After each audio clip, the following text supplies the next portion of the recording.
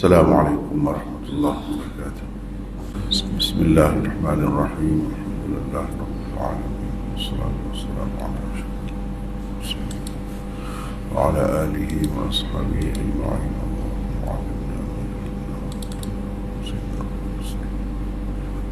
Mutammin bil khair. Alhamdulillah kita dapat bersama lagi pagi ini untuk menyambung tafsir surah Al-Baqarah. Dan kita kemarin dah bincang tentang notanya, ni cartanya ni, bahagian ini bermula dari ayat bahagian kedua 40 hingga ke 141, dan ia dibahagikan kepada 6 paragraf pula. Kemudian kita dah tengok dah kemarin.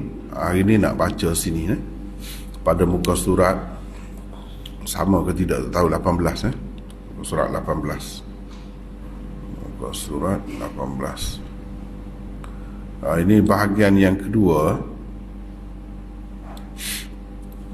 bermula dari ayat ke-40 hingga ayat ke-141, dan ia dibahagikan kepada 6 paragraf. Satu paragraf pertama bermula dari ayat 40 hingga ayat 46. Di dalamnya Bani Israel, khususnya dari kalangan Yahudi, diseru supaya memeluk agama Islam. Wa aminu bima anzaltu musaddiqan lima ma'akum wa la takunu awwala kafirin bih wa la tashtaru bi ayati thamanan qalila wa iyaya fattaqun. Dan berimanlah kamu kepada apa yang telah aku turunkan, yakni Al-Quran, yang membenarkan apa yang ada padamu, yakni Taurat, dan janganlah kamu menjadi orang yang pertama kafir kepadanya. Dan janganlah kamu menukarkan ayat-ayatku dengan harga yang rendah, dan hanya kepada akulah kamu harus bertakwa. Di dalamnya Allah juga menggesa orang-orang yang hendak berdakwah agar memeriksa diri sendiri terlebih dahulu, dan mengamalkan juga apa yang hendak disampaikan kepada orang lain. Itulah ayat 44. Kalau kita tengok ayat 44, itulah maksudnya. Kita tengok sini. Atamuruna an-nasa bil birri wa tansawna anfusakum wa antum tatluna al-kitab afala ta'qilun. Itu ayat 44. Itulah situ yang kita sebut tadi. Allah juga memerintahkan agar orang-orang mukmin yang yakin akan bertemu Tuhan mendapatkan kekuatan untuk menghadapi segala cabaran hidup dengan bersabar dan bersalat. Itu ayat 45. Wasta'inu bis sabri was salah. Yang kedua, paragraf kedua bermula dari ayat 47 hingga ayat 48. Di dalamnya Allah mengancam Bani Israel dengan azab pada hari kiamat. Tiada siapa pun dapat membela dan menolong orang lain melepaskan diri daripada azab Allah pada hari itu. Dia bermula daripada 47 hingga 48. Sini 47, ya Bani Israel, udhkuru ni'mati allati an'amtu alaikum wattaqu yawman la tajzi nafsun an nafsin syai'ah. Itulah kesimpulannya. Jadi kalau nak tengok terjemahan tu, tengok terjemahan masing-masing terjemahan Quran itulah. Yang ketiga, paragraf yang ketiga, nak tengok paragraf tu bagi nampak, tengok dalam carta tu. Tengok dalam carta tu. Ini huraian kepada apa yang ada di dalam carta tu. Paragraf ketiga bermula dari ayat 46 hingga ayat 79. Ayat 46 hingga 79. Ni 46 hingga 79. 49 hingga 79, bukan 46. 49. Sini. Wa idh najjaynakum min ali fir'aun yasumunakum, dan seterusnya. 49 hingga 79. Di dalamnya disebutkan bagaimana Bani Israel telah dikurniakan dengan macam-macam nikmat. Kemudian mereka diperingatkan kepada kederhakaan dan jenayah-jenayah yang pernah dilakukan oleh mereka selama ini. Allah mengingatkan Bani Israel satu persatu nikmat yang pernah diberinya kepada mereka. Dia telah menyelamatkan mereka daripada kezaliman Fir'aun. Di celah-celah itulah. Di celah-celah itu cuba tengok, benda itulah. Mereka diberikan Taurat, diturunkan manna. Ini semua nikmat Allah. Wadhkuru ni'mati allati an'amtu 'alaikum. Ini nikmat Allah. Mereka diberikan Taurat, kitab suci, diturunkan manna dan salwa, dinaungi awan, wa dhallalna 'alaikumul ghamam, dan dipancarkan 12 mata air dan lain-lain untuk mereka. Walaupun telah mendapat begitu banyak nikmat, kebanyakan puak Bani Israel tidak bersyukur. Malah sebaliknya mereka telah menyembah anak lembu. Itu semua cerita tu ada dia. Di situlah. Wa ushribu fi qulubihimul ajla bi kufrihim. Itu di situ. Mereka meminta supaya Allah dapat dilihat. Tak mahu percaya kepada Tuhan hatta narallaha jahrah. Di situ juga ada di celah-celah tu. Dengan mata kepala mengingkari ayat-ayat Allah, membunuh nabi-nabi. Di celah-celah itulah ada. Melanggar larangan menangkap ikan pada hari Sabtu, berdolak dalik apabila diperintah supaya menyembelih lembu. Situ belakang. Innallaha ya'murukum an tadhbahu baqarah. Situlah dia ambil surah Baqarah tu, nama surah Baqarah tu. Memesong dan menyelewengkan makna ayat-ayat Allah. Mereka cipta ayat-ayat dan mengatakan ia dari Allah untuk mendapat kepentingan dunia yang sementara, dan banyak lagi kederhakaan dan jenayah-jenayah yang lain. Disebutkan di situ. Paragraf keempat bermula dari ayat 80 hingga 89. Kalau kita tengok sini, 80 hingga 89. Sini. Wa qalu la tamassana an-nar illa ayyaman ma'dudah. Daripada 80 hingga 89. Tengok situlah, di celah-celah tu ada apa?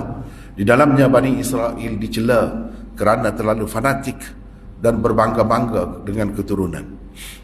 Lan tamassana an-nar illa ayyaman ma'dudah. Kita kalau masuk neraka pun sekejap saja, beberapa hari saja. Orang lain kalau nak kekal dalam neraka pun orang lain, kita tidak. Mereka percaya kalaupun masuk neraka, maka masuknya hanya untuk beberapa hari saja. Itu tidak kerana lain, semata-mata kerana mereka daripada bangsa Bani Israel. Dah jadi fanatik bangsa pula. Nasionalisme yang tebal sangat. Inilah faqalu la tamassana an-nar illa ayyaman ma'dudah.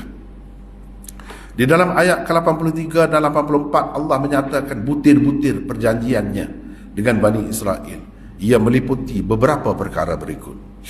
Memelihara tauhid,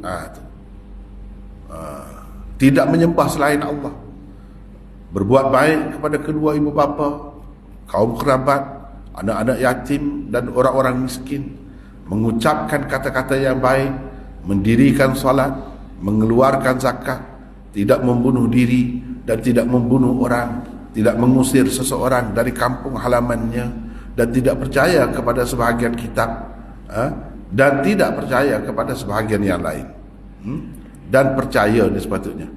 Tidak mengusir seseorang dari kampung halamannya dan percaya kepada sebahagian kitab. Buat tidak tu, buat tidak yang pertama tu. Dan percaya kepada sebahagian kitab dan tidak percaya kepada sebahagian yang lain. Ini semua ada di sini. Ada di sini. Kalau kita perhati ni, cuba tengok ni sepintah lalu ya, sepintah lalu. Wa idza akhadna mithaqa bani Israil la ta'buduna illa Allah. Ini perjanjian yang Allah buat dengan Bani Israel ni. Jangan menyembah selain daripada Allah. Tiba-tiba mereka macam-macam nak sembah. Termasuklah Uzair itu dikatakan anak Allah. Lembu tu nak disembah. Sebagaimana orang lain ada sembah, kita pun elok ada jugalah cadangan dia bagi kepada Nabi Musa. Wabil walidaini ihsana, buat baik pada dua ibu bapa Dzawil qurba wal yatama wal masakin, hadis ini dulu. Lepas tu mereka diperintahkan aqimus solah wa atuz zakah. Maknanya kita tahu di kalangan Bani Israel pun sudah ada perintah bersolat dan menunaikan zakat. Kemudian kamu berpaling, illa qalilan minkum, kecuali sedikit daripada kamu, wa antum mu'ridun. Inilah. Lepas tu jangan tumpahkan darah sesama kamu, jangan keluarkan sebahagian daripada kamu daripada tanah airnya. Apa yang dilakukan oleh mereka sampai sekarang ni kan, tengok molek-molek orang Palestin tu duduk di negeri dia dihalau. Itulah kerja dia je, bukan baru, lama. Macam-macam alasan dia buat. Lepas tu kamu bunuh diri kamu atau bunuh sesama kamu, wa tukhrijuna fariqam minkum min diyarihim. Inilah mengeluarkan sebahagian kamu daripada tanah airnya. Tazaharuna alaihim bil ithmi wal udwan, kamu menyerang mereka dengan tidak ada rasa bersalah, dengan cara yang tidak betul serang tu. Lepas tu bila sebahagian daripada kamu ditangkap jadi tawanan, kamu tebus pula mereka. Padahalnya daripada awal lagi lah sepatutnya jangan perang sama sendiri tu. Bila perang, sebab apa? Sebab dia bersekutu dengan orang lain. Kalau dalam sejarah kita tengok sirah Nabi, Bani Quraizah, mereka itu hulafa, sekutu bagi puak-puak Aus. Bani Nadir pula, mereka itu sekutu bagi puak-puak Khazraj. Aus dan Khazraj ni lah Ansar dulu, balah sentiasa berperang, lama berperang, beratus tahun perang. Jadi Yahudi masuk situ, ni duduk sebelah ni, ni duduk sebelah ni, yang perang sama dia. Jadi bila hak duduk sebelah tu kena tangkap, orang dia juga, orang kita tu Yahudi juga, tapi apa-apa yang duduk balik tu, dia kata pasal sekutu kita, malu dia lah. Kalau tak bela dia, tak tolong dia, lepas pada tu dah itu dia tebus pula. Padahalnya perang tu dulu lagi tidak dibenarkan, awal-awal lagi tidak dibenarkan. Kalau tidak perang, mana nak ada tawanan. Itu pelanggaran mereka. Ni disebut semua, Tuhan bilang satu-satu kesalahan dia. Apa tujuan bilang? Nak ceritanya hilang dah kelayakan tu. Bila ada begini banyak kelayakan, nak jadi pemimpin macam mana? Tuhan ajar kita nak memilih pemimpin, nak memilih pemerintah yang zalim, yang banyak sekali jenayah, tak boleh. Tak boleh elak. Ni Bani Israel ni, Bani Israel ni begitu banyak. Dia bilang dulu, dia sebut nikmat-nikmat sebanyak mana dah bagi, kenapa tidak bersyukur, kenapa langgar perintah Allah. Jadi bukan nak memburuk-burukkan bangsa mereka semata-mata. Memang itu betul dalam sejarah. Tujuannya nak ajar kita, kamu demo tu pun, mereka tu pun dulu ada kitab suci, kita pun ada sekarang ni. Jangan jadi macam tu. Kalau jadi macam tu, Tuhan murka. Al-maghdubi alaihim sebetullah. Tidak nanti bangsa Bani Israel saja, bangsa mana-mana pun kalau tak ikut kitab suci, sebagaimana Bani Israel dulu tak ikut dengan baik kitab Taurat itu, bahkan mereka pesongkan, selewengkan, tokok tambah kitab Taurat. Begitulah juga kamu. Kamu jangan buat begitu. Jadi cara macam ni, afatu'minuna bi ba'dil kitab wa takfuruna bi ba'd. Bayar fidyah tu, bila tebusan, bayar tebusan. Itu ikut kitab. Dalam Taurat kata kena tolong-menolong, begitulah sesama kamu. Tapi dalam Taurat kata jangan perang sama kamu. Itu tak pakai. Maknanya kita pun kalau ikut Islam, ikut ajaran Allah, jangan ikut separuh-separuh, ikut semua. Barulah jadi. Barulah jadi. Kalau tidak, tak jadi. Seperti Bani Israel, itu tujuan yang cerita ni. Jadi perbuatan mereka ni menyebabkan mereka jadi hina dalam dunia, kehidupan dunia. Di akhirat besok, yuradduna ila asyaddil azab, akan dikembalikan kepada azab yang paling teruk. Ini semua ni ada di sini. Mereka tukar kehidupan dunia dengan akhirat. Ishtarawul hayatad dunya bil akhirah. Ini semua kalau kita baca, kena tengok ni nota ni dan tengok Quran. Yang kita tulis ni ada ke tidak? Ada. Inilah kesimpulan. Kepada orang-orang yang melanggar perjanjian itu diberikan ancaman akan mendapat kehinaan di dunia dan api neraka di akhirat nanti. Tadi itu. Bukan Yahudi saja, bukan Bani Israel saja, siapa pun. Cuma dikemukakan Yahudi sebagai contoh terbaik, golongan yang telah mendapat begitu banyak nikmat Allah, dan bila dia derhaka mendapat kemurkaan Allah. Macam mana Allah SWT melucutkan jawatan imamah, yakni kepimpinan daripada mereka. Mereka tidak layak lagi memimpin manusia di dunia ini. Macam mana nak jadi contoh yang baik kepada manusia yang lain kalau sekiranya mereka itu begitu? Itu bendanya. Yang kelima, paragraf kelima, boleh tengok dalam carta tu juga. Bermula dari ayat 90 hingga ayat 123 ayat 90. Ni kalau kita tengok sini. Ni ayat 90. Bi'sa mashtarau bihi anfusahum. Ni semua ni daripada sini sehingga kepada 123. Di dalamnya juga disebutkan sifat terlalu fanatik dan berbangga-bangga dengan keturunan yang ada pada Bani Israel. Disebut juga di dalamnya sifat dengki luar biasa yang ada pada mereka. Kerana sifat dengki yang pelik itulah, mereka hanya dapat mempercayai kitab-kitab yang diturunkan kepada para nabi dari kalangan keluarga dan bangsa mereka sahaja. Mereka langsung tidak dapat menerima kitab yang diturunkan kepada Nabi Muhammad sallallahu alaihi wasallam semata-mata kerana dia dari keluarga Bani Ismail, bukan dari keluarga Bani Israel. Ni boleh tengok ayat 90-91 yang kita duduk baca ni. Yang kita duduk tengok depan ni. 90-91. Wa idza qila lahum aminu bima anzalallah, bila dikatakan kepada mereka berimanlah kepada apa yang diturunkan oleh Allah, qalu nu'minu bima unzila alaina wa yakfuruna bima wara'ah. Mereka kata apa? Jawabnya, kita percaya kepada hak turun kepada kita saja, yang lain-lain tak mahu. Ini taksub lah tu. Taksub punya pasal. Jadi tebal sangat taksub tu, jadi gitu. Tak mahu dah terima kebenaran kalau ada pada orang lain. Pada kita saja seseolahnya yang berhak mendapat kebenaran. Ini bahaya lah. Sedangkan kitab Quran ini wahuwal haqqu, benar juga. Musaddiqan lima ma'ahum, kitab ni tak ada bercanggah dengan kitab Taurat tu. Bahkan kitab ni membenarkan kitab Taurat yang ada bersama mereka tu. Kalau betul lah mereka itu percaya kepada nabi-nabi yang dahulu, sayang sangat kepada bangsa mereka, falimata qatuluna anbiya Allah min qabl, apa duduk bunuh nabi-nabi dahulu? Sama-sama dia tu. Kenapa duduk bunuh? Nabi Yahya bunuh, Nabi Zakaria bunuh, dia kejar hamba Nabi Zakaria tu. Nabi Isa dia cuba nak bunuh. Kenapa? Kalau betul sayang sangat kepada bangsa, tidak, dia tipu saja. Dia bohong saja, nak mengeliru kawan.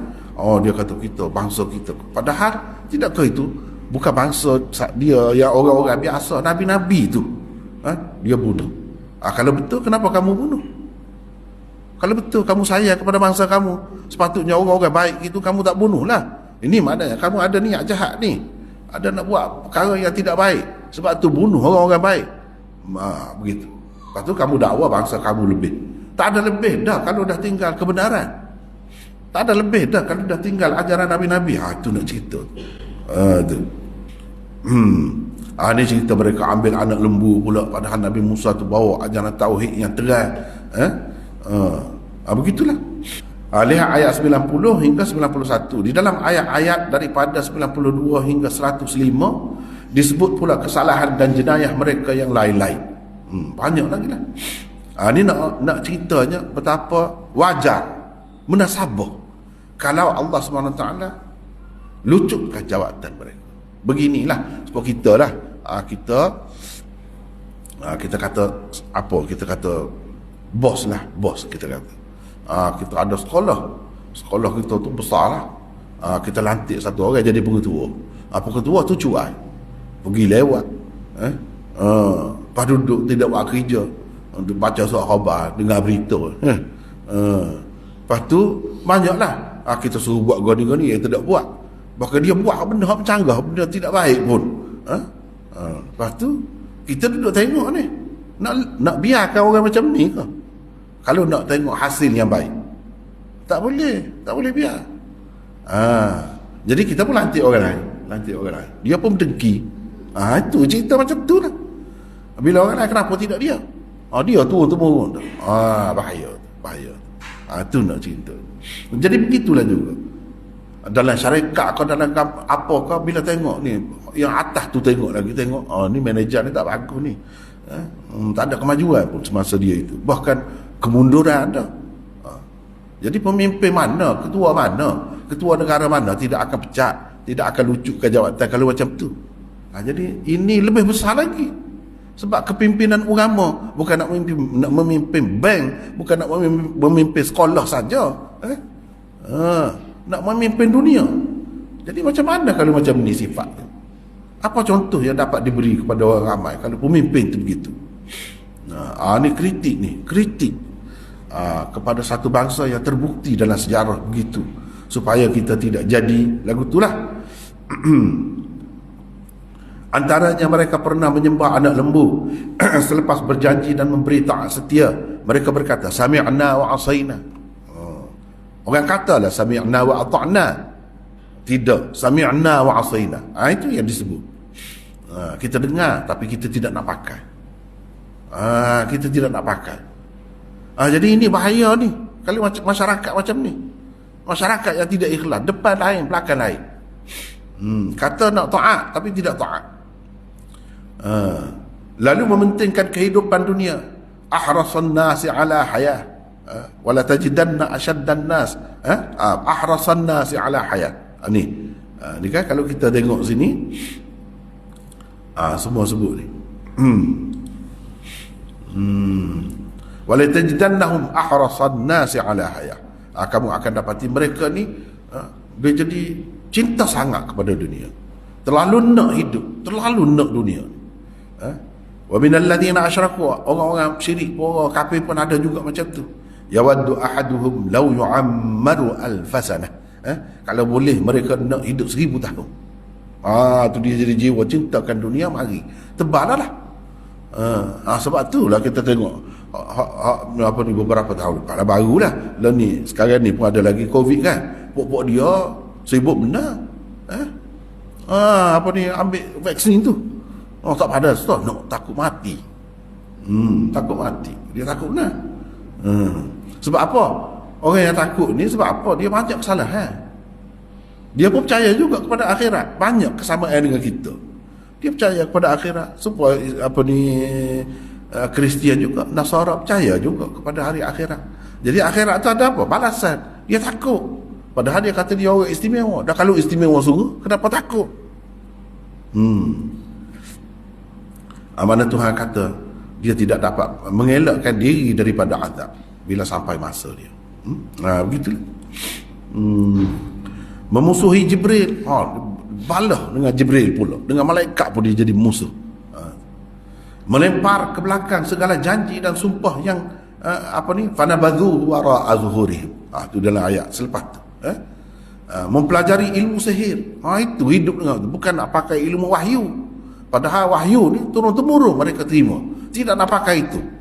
Nak pakai ilmu sihir yang tidak berguna, ilmu yang memecah belahkan, memperandakan keluarga. Orang sayang-sayang tu jadi benci, tak ada pasal. Itulah hasil ilmu sihir. Daripada harut dan marut, lalu memusnahkan rumah tangga orang ramai dengannya, dan banyak lagi yang lain. Tuhan bilang satu-satu. Sebab apa dia nak tukar ni? Nak bagi kepada Bani Ismail. Padahal Bani Ismail tu kalau kita kata sepupu dia, sepupu ya baru kalau nak kira. Sebab Ismail tu nenek moyang Nabi kita. Ismail tu anak Nabi Ibrahim. Ishak anak Nabi Ibrahim juga. Anak Nabi Ibrahim juga. Jadi maknanya sepupu lah. Tu adik-beradik. Bawah tu pergi lagi, Ishak dapat Yakub. Anak Yakub tu ada 12 orang. 12 orang tu jadi apa namanya, itulah kemudiannya jadi Bani Israel. Yakub itulah nama keduanya ialah Israel. Bani Israel itu anak cucu dia. Pecahan 12 tadi tu. Anak cucu dia. Daripada awal lagi dapat wahyu, dapat petunjuk, tapi tiba-tiba nak buang. Fanabadhu wara zuhurihim, lempar ke belakang, tak mahu pakai. Nak pakai apa? Ilmu sihir. Wattaba'u ma tatlu syayatin ala mulki Sulaiman. Jadi Sulaiman tu pun Bani Israel juga, Nabi Sulaiman tu. Nabi Sulaiman, Nabi yang elok-elok, Tuhan pilih dia. Dia kata raja biasa, anak zina ni. Tengok. Tengok Bani, apa ni, pok dia diteru. Sebab tu Tuhan bilang semua. Nabi Daud tu ayah dia pun raja ya. Dia kata pok kita raja, tapi dia raja. Nabi dia tak terima. Tengok.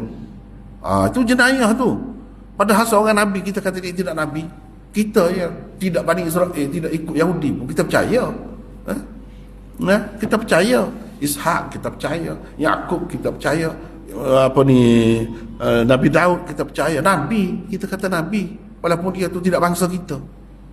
Maknanya kita kekalkan yang benar, kebenaran. Kita bawa kebenaran. Padahal dia kata dia sayang sangat kepada bangsa dia. Tiba-tiba orang yang baik-baik dia lantik jadi Nabi tu raja saja. Anak zina pula tu. Nabi Daud berzina. Kononnya. Itu dalam kitab Taurat yang ada sekarang ni, Bible yang ada sekarang ni, ada benda tu. Nabi Sulaiman tu hasil perzinaan. Nabi Daud kena jatuh hati kepada isteri orang lain. Tu dalam Taurat yang ada sekarang ni. Macam mana nak pakai Taurat tu? Bible tu telah diselewengkan. Seorang Nabi sudah jadi jinak Nabi, jadi jahat daripada orang biasa. Macam mana? Ini jenayah. Puak-puak Yahudi. Di dalam ayat 106 hingga 109 disebut betapa Bani Israel itu kuat berdengki. Kerana dengkilah mereka gembira sekali kalau orang-orang yang telah memeluk Islam kembali menjadi kafir. Kenapa? Itu ma yawaddul ladzina kafaru min ahlil kitab. Kalau kita ni yang Islam ni yang elok ni, dia tak suka, dengki. Kalau kita tu jadi jahat saja boleh tahan. Kita suka kepada orang baik, tak, dia suka orang baik tu jadi jahat. Kata teruk tu dengkinya. Melalui ayat 110 hingga 115 Allah menyebutkan betapa rasisnya puak Bani Israel itu. Mereka berasa amat selesa, bangga dan yakin dengan semangat nasionalisme mereka yang begitu tebal itu, sehingga mereka berkata, jadi ni kan fahaman politik nasionalisme apa semua ini mari daripada dia lah. Kita duduk ambil nasionalisme, kena beringat sikit, jangan melampau, jangan jadi seperti Bani Israel, seperti Yahudi. Kalau melampau nak lawan sama-sama nasionalisme, nak badi tebal, nak berlomba tebal, dia jadi Nazi. Di Jerman, puak-puak Hitler tu kan, lawanlah tu, habis kamu kena bunuh. Habis lari Yahudi yang duduk di Jerman, kena bunuh selama mana. Itulah kalau nak lawan nasionalisme. Orang lain pun ada nasionalisme juga. Kalau dia kuat macam mana? Dia jadi gitulah. Sebab tu jangan tak boleh berdiri di atas dasar yang tak betul itu. Dia kata apa? Wa qalu lan yadkhulal jannata illa man kana hudan aw nasara. Mereka Yahudi dan Nasrani berkata, sekali-kali tidak akan masuk surga kecuali orang-orang yang beragama Yahudi dan Nasrani. Mereka kata, kamu apa orang Islam kata begitu juga? Macam mana? Kata begitu tak apa kalau betul, kalau layak untuk ahli syurga, jadi syurga. Kamu tu dah menyeleweng banyak, dah ubah kitab suci, dah bunuh nabi-nabi, dustakan nabi-nabi, nabi kata tidak nabi, macam-macam. Tuhan sebut satu-satu di sini. Macam mana nak masuk syurga orang macam ni? Masuk syurga ni bukan kerana keturunan, masuk syurga ni kerana iman dan amal soleh. Tak kira apa bangsa pun. Itu ajaran Islam.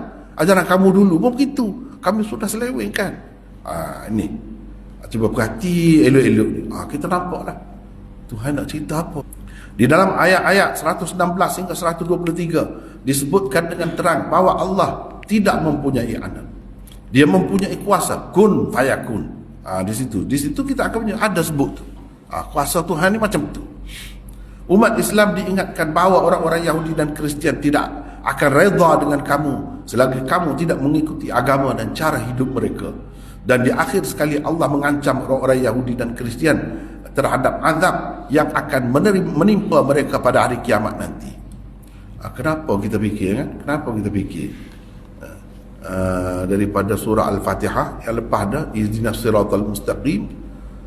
Apa siratal mustaqim tu? Siratal ladzina an'amta alaihim ghairil maghdubi alaihim waladdallin. Jadi di situ Tuhan bagi Tiga. Mula-mula bagi tiga. Orang mukmin, orang kafir, orang munafik. Ringkas. Lepas tu tak Bani Israel. Panjang, begitu panjang tentang Bani Israel. Dan ahli kitab lah, terutamanya Yahudi. Surah Baqarah dia tekan Yahudi. Surah Ali Imran dia tekan Kristian. Tu kena perhati tu. Dan keempat-empat surah ni kan, daripada surah Baqarah, surah Ali Imran, An-Nisa dan Al-Ma'idah, semua yang ada kaitan dengan Yahudi, dengan Nasrani, Kristian. Apa kita nak menghadapi, bagaimana cara kita nak menghadapi mereka? Wansurna 'alal qaumil kafirin. Di akhir surah Baqarah ni, kafirin itu siapa yang dimaksudkan? Kafir ni bukan kafir musyrikin Mekah tu saja. Itu sebahagian kecil saja. Yang lebih besarnya, yang lebih berpengaruhnya ialah ahlul kitab. Ahlul kitab tu pun kafir juga. Jadi ahlul kitab ni yang mana? Kalau kita kata kepala pengaknya, Yahudi dan Nasara. Ini sebenarnya yang kita kena hadapi, orang Islam. Jadi Allah SWT bagi peringatan ni. Kamu orang Islam yang Allah telah pilih, kamu akan berhadapan dengan siapa? Kamu kena menghadap siapa? Kena menghadap Yahudi dan Nasara. Itulah yang berlaku sampai sekarang ni. Cuba tengok. Walaupun Yahudi tu kecil ya, dulu asalnya tak ada pun negeri Israel itu. Sampai begitu sekali puak-puak dia ni dibenci oleh manusia yang lain, oleh umat yang lain. Tak ada. Akhirnya ada. Bila dia ada sikit, tapi pengaruh dia di Amerika, di Eropah, di mana-mana. Ukraine tempat perang tu, dengan Rusia tu, 80% Yahudi. Tengok pengaruh dia tu, ekonomi dia kuat, ahli-ahli fikir dia, tapi dia fikir aku tak molek saja. Hasil dia nasionalisme, dia komunisme, Karl Marx tu Yahudi. Jadi teori semua manusia ni buat kerja apa-apa pun seks semua. Sigmund Freud itu Yahudi, semua Yahudi. Kita tak perasan. Passion sekarang ni yang duduk begini macam-macam buat, dunia ni makan riba pun Yahudi lah tu. Tapi kita tak nampak peranan dia. Allah SWT dah cerita mula-mula lagi. Dalam juzuk yang pertama, surah yang pertama, dan 4 surah berturut-turut, kamu akan berhadapan dengan puak-puak ni. Walaupun Kristian tu tidaklah seteruk Yahudi, tapi dia sampai hari ni agama yang paling banyak pengikut dia. Cuma puak-puak dia duduk bimbang sekarang ni, Islam nampak naik kuat. Memang orang duduk jangka dalam 2050 dan ke atas lagi, Islam akan menguasai Eropah tu. Jadi caranya Tuhan nak cerita pada kita, kita kena hadapi nama ni. Ada pun Hindu, Buddha tu kecil. Tuhan tak sebut tu. Celah-celah gitu. Itu bangsa-bangsa yang sampingan. Yang utama kita kena hadapi dua ni. Memang betul pun. Sekarang ni kita duk menghadapi dua ni lah hakikatnya. Dua ni lah yang menguasai dunia je. Dari segi agama, bilangan pengikutnya Kristian. Walaupun dia tu urusan dunia tak ada mana, dia ikut je. Dia ikut je. Urusan dunia, ahli fikir buat teori itu, teori ni Yahudi. Itu hakikat. Kita kena hadapi buat ni. Jadi kita pun kena buat persiapan lah. Kena buat persiapan tu. Kalau ikut cara betul, boleh hadapi mereka ni, boleh mengatasi, boleh mengalahkan dia. Hari ni pun dah nampak dah buat dia letih dah. Lemah dah. Sebab tu di Eropah, kejayaan kita apabila kita boleh menguasai Eropah. Eropah yang dikuasai oleh Yahudi dan Kristian itu. Kita boleh menguasai Amerika selama mana ada orang Islam masuk. Walaupun dia buat fitnah macam-macam terhadap Islam tu, macam-macam lah, pijak Quran lah, bakar Quran lah, bunuh orang Islam lah, tuduh orang Islam pengganas lah. Orang masuk Islam semakin ramai. Dia Muslim tu. Padri Kristian dah sebut dah, tak lama Rusia ni akan jadi nombor 1 sekali agama Islam. Dia takut. Sebab apa? Islam ni mempunyai potensi yang besar. Sebab apa? Orang Islam nampaknya alhamdulillah semakin pegang dengan ajaran Islam, semakin kembali. Dulu tidak. 40-50 tahun dulu tidak. Orang Islam tak tahu ke mana. Kalau Malaysia ni kita tengok, biasa tak pakai tudung ni orang perempuan. Sekolah ni pakai skirt dulu. Dia tengok orang Islam semakin baik. Sekarang ni tak pakai tudung. Nak cari tak pakai tudung payah. Negara Islam semakin baik, semakin baik. Dulu tak ada ekonomi Islam ni, orang tak fikir nak melepaskan diri daripada riba. Sekarang ni Malaysia ni nombor 1 dalam dunia. Pelopor ke arah bank tanpa riba. Dia takut. Walaupun kita ni tidak Arab. Sebab apa? Islam ni dia bukan untuk Arab saja. Bukan orang Arab saja. Bukan tanggungjawab orang Arab saja. Semua umat Islam. Bila ada kesedaran ni, dia takut. Dia takut. Itu hakikatnya. Yang kita duduk berhadapan sebenarnya siapa? Kenapa dalam Quran dia letak surah tu, 4 surah mula-mula tu berkenaan dengan demo ni? Tujuannya nak ajar kita lah macam mana cara nak berhadapan dengan mereka ni. Kalau kita belajar betul Quran, tahulah. Kita ikut ajaran Islam yang betul, baru boleh mengalahkan mereka. Kalau kita duduk turut dia, suka dia. Tak akan berjaya kita. Kita akan duduk di bawah dia sampai bila-bila. Ikut dia. Ayat 122 merupakan pengulangan ayat Ya Bani Israel sekali lagi pula. Ya Bani Israel tu. Uzkuru ni'mati allati an'amtu alaikum sekali lagi. Tuhan suruh ingat betapa nikmat aku telah bagi kepada kamu. Setelah mengemukakannya Bani Israel diancam pula dengan azab di hari kiamat nanti. Ni semua ni nak mengingatkan dia sebab dia ahli kitab, dia orang alim. Orang alim rosak bahaya. Jadi orang alim ni seru dia lah biar ingat sebab dia tahu. Tapi dia ramailah daripada mereka tu yang sesat, yang tak mahu kebenaran, pilih dunia. Bila sampai ajaran yang benar kepada dia, tak mahu terima. Dia kata tak betul ini, tak betul. Jadi orang lain ikut dia. Itu bahaya. Yang keenam, paragraf keenam dan terakhir, ia bermula dari ayat 124 hingga ayat 141. Di dalamnya tersebut seruan kepada Bani Israel supaya kembali kepada ajaran nenek moyang mereka dahulu, khususnya Nabi Ibrahim. Sebelum itu pun sudah diserunya, wala takunu awwala kafirin bih, wa aminu bima anzaltu musaddiqan lima ma'akum wala takunu awwala kafirin bih. Suruh beriman. Jadi sini diseru siapa dia? Kalau kita perhati ajaran Quran, kita kena selesaikan masalah dengan ketua ni, dengan kepala agama. Kepala agama ni Yahudi dan Kristian. Kita selesai dakwah mereka dulu.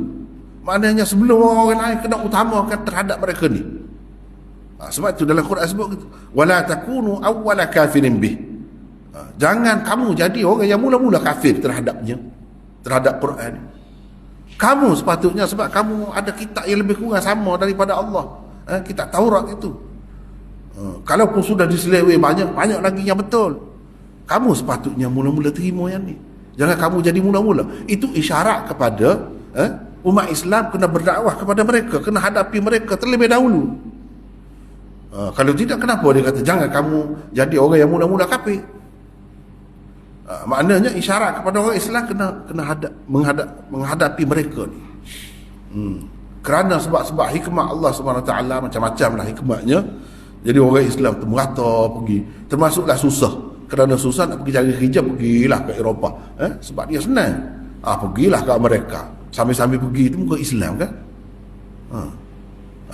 Lama sangat dia akan insah, dia akan sedar agama dia, akan mikir, bawalah Islam, berkembanglah Islam di sana. Hikmat Tuhan kita tak faham benda tu. Orang Turki pergi, orang Mesir pergi, duduk di Amerika, duduk di Eropah, duduk di Jerman, duduk di negara-negara maju-maju tu. Lama-lama tadi ramai orang Islam. Orang dia pun masuk Islam juga. Lepas tu tengok semakin hari di fitnah, semakin apa Islam dibagus, masuk Islam. Tu jadi ancaman pula. Di Perancis di mana tu ramai kan orang Islam.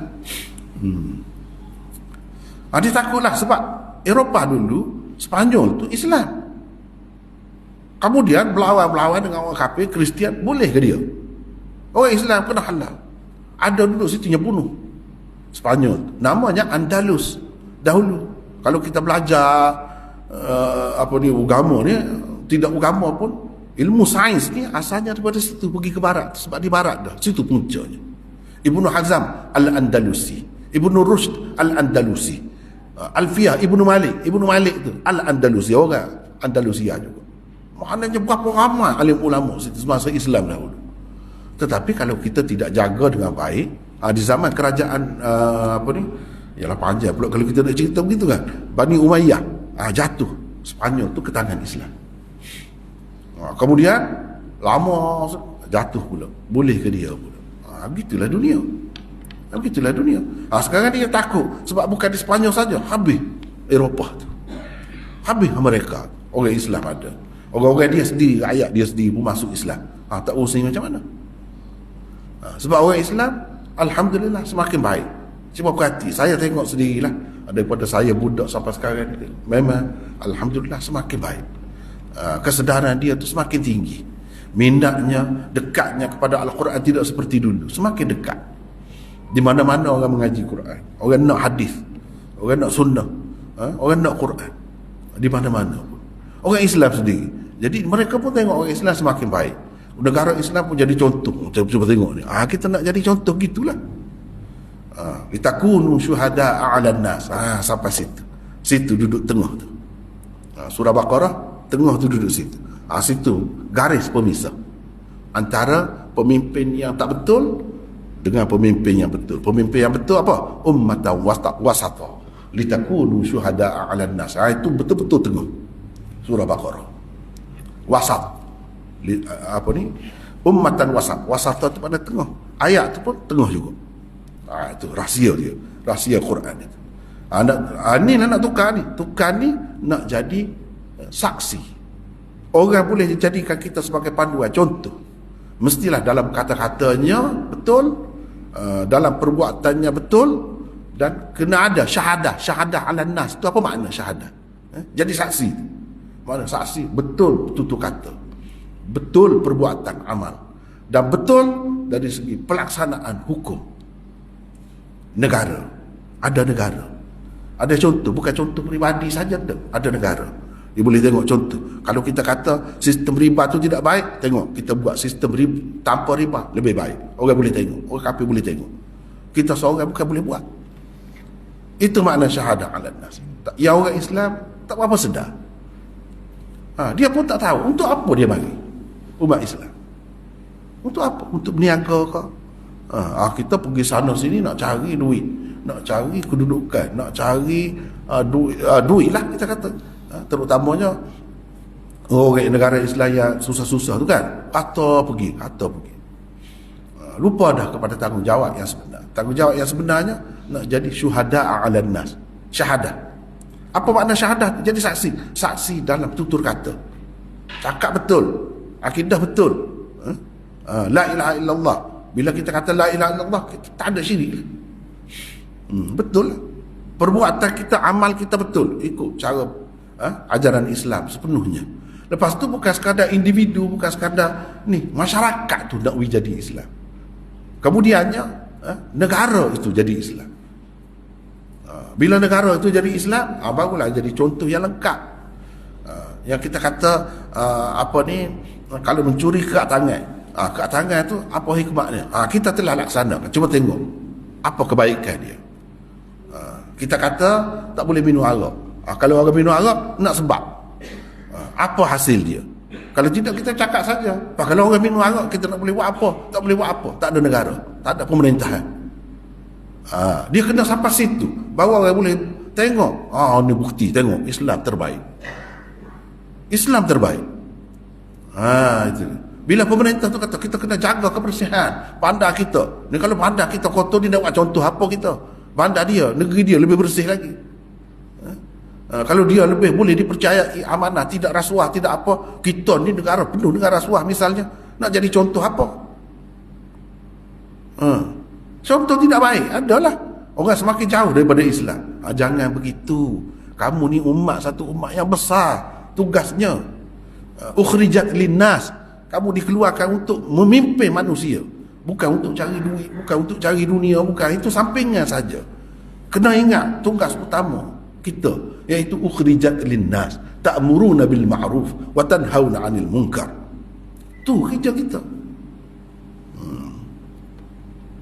Baik. Paragraf ke-6 dan terakhir, ia bermula dari ayat 124 hingga 141. Di dalamnya tersebut seruan kepada Bani Israel supaya kembali kepada ajaran. Tak apa, kita dah baca tadi. Mereka diberitahu bahawa Allah telah melantik Nabi Ibrahim menjadi imam kepada semua manusia. Inni ja'iluka linnasi imama. Nabi Ibrahim tu datuk pertama lah. Semua ni. Tak kira Bani Ismail ke, Bani Ishaq ke, Bani Israel ke, semua daripada Ibrahim. Nabi Ibrahim diterima oleh semua. Yahudi pun terima, Islam pun terima, Kristian pun terima. Jadi kita ikut hak tu lah. Kita tengok ajaran dia macam mana. Ajaran dia betul-betul semua Nabi kita. Adapun Nabi Isa ni, Yahudi tak mahu terima. Yahudi tak mahu terima. Itu masalahnya. Jadi kita biar itu, letak ke tepi dulu. Ikut Nabi Ibrahim. Ibrahim macam mana? Ibrahim syirik ke? Ibrahim tidak ajar syirik. Lepas tu jadi syirik tu. Itu sudah diseleweng. Sehingga dalam Kaabah tu, Nabi Ibrahim bina tu untuk menegakkan ajaran Tauhid. Tiba-tiba 300 lebih berhala ada dalam Kaabah tu. Di zaman Nabi SAW. Kan teruk tu. Teruk. Tetapi mereka boleh cari lagi, boleh selidik. Sebab Nabi Ibrahim tu, dia duduk di Mekah. Jadi orang Mekah tahu sejarah dia. Boleh tahu. Ibadat umrah, haji apa, dia ambil daripada Nabi Ibrahim lah. Cuma ada penyelewengan di sana sini. Jadi berubah. Tawaf sambil telanjang apa semua tu. Asalnya Nabi Ibrahim tak ajar gitu. Tetapi Allah juga telah menyebut kepada Nabi Ibrahim dengan terang, la yanalu ahdiz zalimin. Janjiku ni untuk jadi pemimpin ni tak boleh orang zalim. Orang kafir tak boleh, Tuhan tak bagi, Tuhan tak restu. Restu Tuhan ada pada orang seperti Nabi Ibrahim itu. Bawa ajaran tauhid. Bawa ajaran yang benar, bukan ajaran yang salah. Jadi anak cucu yang zalim, kemuncak kezaliman ialah syirik. Ia hanya layak disandang oleh orang yang beriman dan beramal soleh. Cuba perhati semua ni kan, apa cerita ni? Itulah kalau kita tengok mesej utama surah, iaitu penukaran kepimpinan. Kalau kita baca semua surah Baqarah daripada awal sampai akhir, kesimpulannya apa? Kesimpulannya nak tukar kepimpinan. Ini semua ada cerita Nabi Ibrahim apa ni? Pemimpin. Inni ja'iluka linnasi imama. Imama itu pemimpin lah. Orang macam mana yang sepatutnya jadi pemimpin? Ni macam Nabi Ibrahim. Macam kamu yang telah menyelewengkan agama begitu banyak tu, tak layak. Jadi sekarang ni habis dah cerita kamu, lama dah kamu duduk memerintah dunia ni, 2500 tahun. 2500 tahun. 1900 tahun sebelum Nabi Isa. Menghilangkan kekeliruan saudara kita Wan Syukri juga, sebab dia timbul kemuskilan. Saya pun tengok semula balance. Memang 1900 tahun sampai kepada Nabi Isa. Ini kepimpinan Bani Israel. Lepas tu daripada Nabi Isa sampai kepada Nabi kita dilantik menjadi Nabi, menjadi Rasul, umur 40 tu 610 tahun. Jadi jumlahnya 2500 tahun. Dunia ini dikuasai, dipimpin oleh Bani Israel. Itu kesimpulan. Lepas tu nak tukar lah. Dah tidak layak dah. Takkan nak biar begitu. Macam sekolah tadilah. Dah prinsipal dia ataupun kita kata pengetua dia dah tak betul. Ataupun kalau bank, pengurus bank tu tak betul. Jadi orang atas lagi boleh. Takkan nak biar dia. Itu bank. Itu sekolah. Macam mana kalau dunia nak memimpin dunia? Bukan memimpin bangsa. Dalam dunia ni bukan satu bangsa ada, macam-macam bangsa. Layak kau orang macam ni? Manusia ni dia mengikut pemimpin dia, ketua dia, raja dia. Sebab tu ada peribahasa Arab, an-nas ala dini mulukihim. Manusia ni ikut agama raja mereka. Gitu. Jadi kalau pemimpin dia orang nombor satu tu kuat rasuah, alik bawah dia pun rasuah juga. Tu kesimpulannya. Ada ikut pemimpin. Pemimpin macam mana? Di dalamnya juga dinyatakan bahawa kebangkitan Nabi Muhammad adalah hasil doa Nabi Ibrahim yang dimakbulkan oleh Allah. Jadi Nabi Muhammad ini dengan kumpulan dia inilah yang layak mengambil alih kepimpinan Bani Israel yang sudah teruk itu, rosak itu. Tak boleh dah. Ni orangnya. Ini betul-betul ikut Nabi Ibrahim. Nabi Ibrahim minta doa tu dengan Tuhan, mintalah qala wa min dzurriyyati, zuriat aku dapat juga kau jawatan ni. Tuhan kata la yanalu ahdiz zalimin. Jadi Nabi dan pengikut-pengikut dia, sahabat dia tu tidak termasuk dalam orang-orang yang zalim. Sebab itu Tuhan lantik dia. Itulah start Islam ni. Sampai ke zaman kita ni. Bermula dengan Nabi kita, dengan sahabat-sahabat dulu. Ahli kitab diperintahkan supaya mengikuti agama Nabi Ibrahim. Sebab apa? Bila ikut Nabi Ibrahim, dia akan nampaklah Nabi kita ni. Sama. Apa salahnya Nabi kita? Kenapa tak mahu ikutnya? Kenapa tak boleh bersamanya? Kalau ajaran Nabi kita ni lah yang betul-betul seperti ajaran Nabi Ibrahim. Kita musuh apa dengan Nabi Ibrahim? Kalau macam tu sama.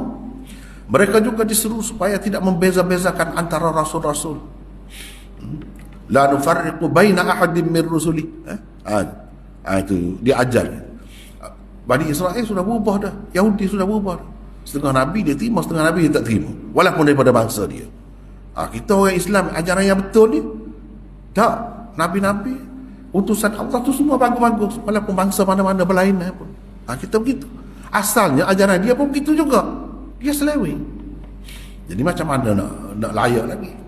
Kerana itulah mereka hendaklah beriman kepada ajaran Nabi Muhammad yang merupakan Rasul terakhir yang dilantik dari kalangan Bani Ismail. Jangan ta'assub. Jangan ta'assub. Padahalnya kalau dia fikir, sepupu aku ini. Selesai selalu masalah.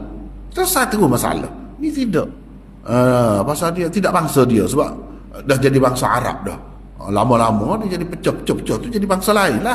Walaupun asalnya ayah tu satu je. Ayah tular orang kata. Tapi dah lama-lama dia jadi ta'assub. Ahli kitab diseru supaya meninggalkan agama Yahudi dan Kristian lalu memilih celupan agama Allah, sibghatallah, wa man ahsanu minallahi sibghah. Tu. Ini semua ni ada di dalam ayat-ayat ni lah. Sebab itulah. Sebab apa?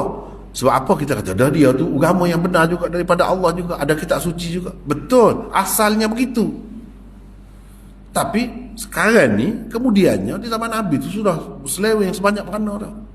Kemudian lagi banyak lagi seleweng. Sebab apa? Orang ramai ni tak dekat dengan kitab tu, tak baca pun kitab tu. Ya bacanya padri-padri, duduk di tangan padri-padri, ikut padri nak buat apa pun. Padri nak tukar sana tukar sini. Kalau kita Quran ni tak boleh tukar. Budak-budak kecil pun ingat, hafal.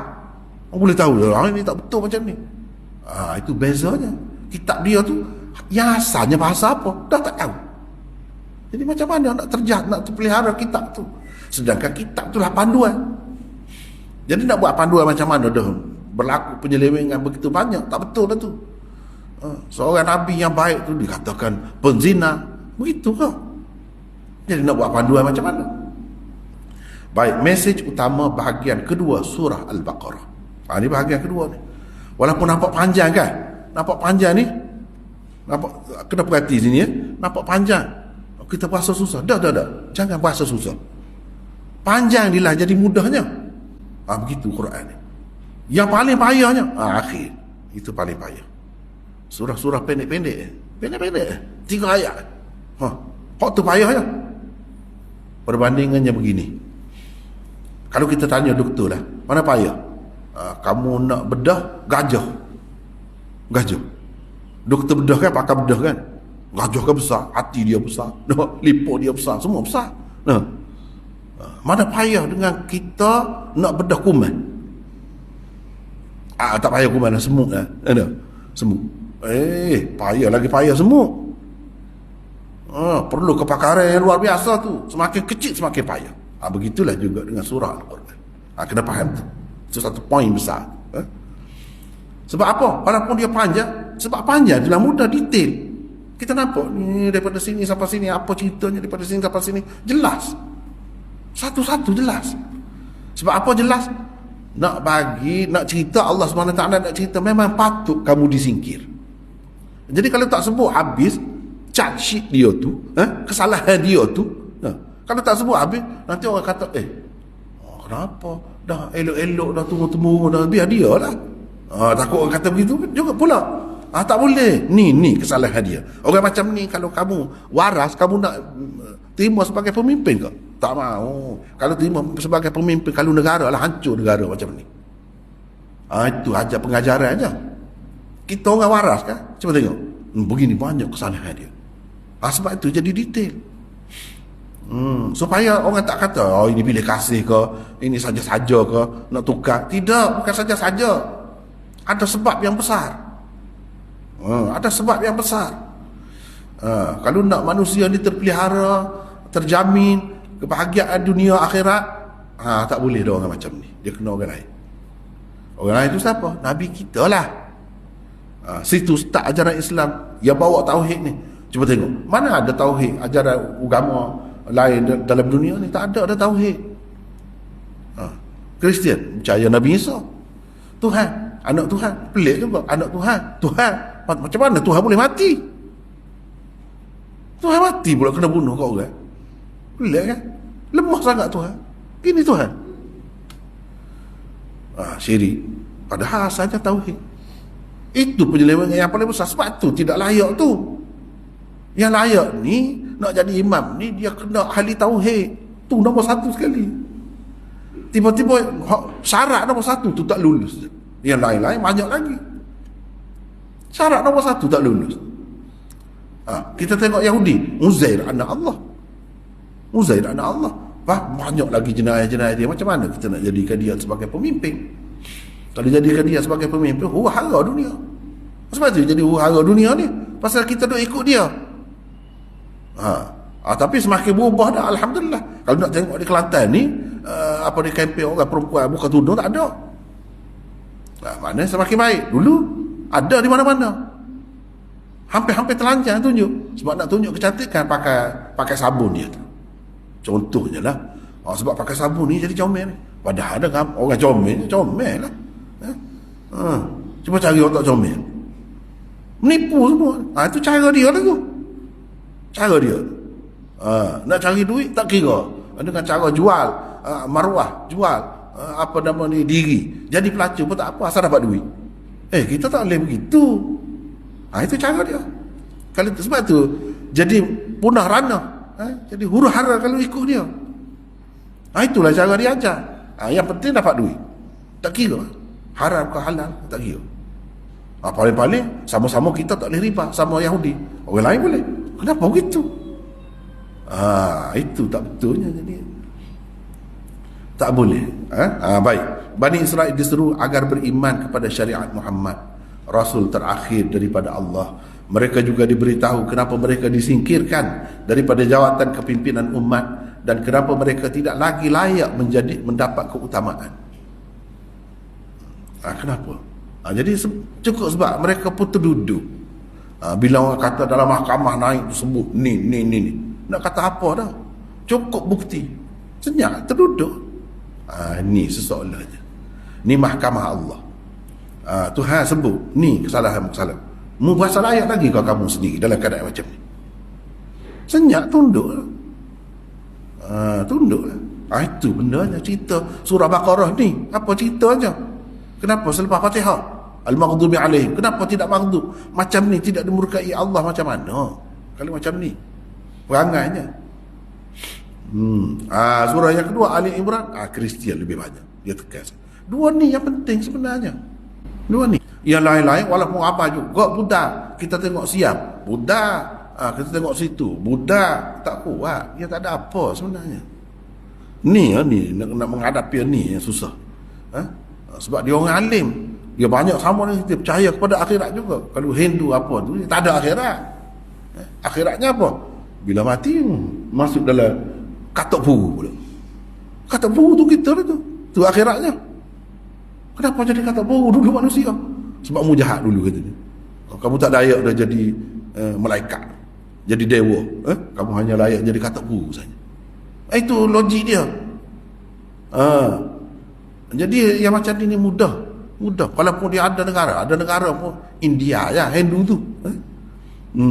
Lepas tu dia hanya upacara agama aja, ibadat tu ya. Dari segi nak memerintah dunia, nak menguasai dunia, nak mengurus dunia, hidup, muamalah tak ada dia.